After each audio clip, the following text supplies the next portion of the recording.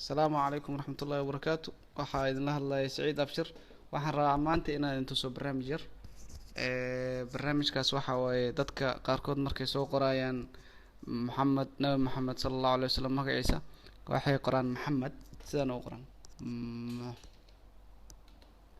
maxamed sallallahu alayhi wasallam meeshii la rabay sallallahu alayhi wasallam inay qoraan dadku waxay qoraan sallallahu alayhi wasallam. website badan baa wax ku arkaysaa sallallahu alayhi wasallam SCW ah. taa ma saxna.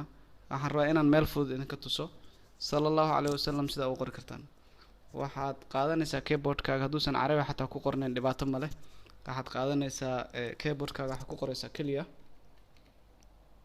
FDFA. waxaad ku qoraysaa maxamed nabi maxamed magaciisa maxamed bin cabdillah kadib waxaad qoraysaa FDFA. kadib waxaad sameynaysaa labadan xabaa isku taabanaysaa keyboardka way meesha u jeedin aaltadan ku muuqata iyo x-ka. waxaan rabaa in aalta x markii la isku taabto waxay ku muuqanaysaa sallallahu alayhi wasallam. marka sidaas u sameeyo waa mahadsantihiin. salaamu calaykum.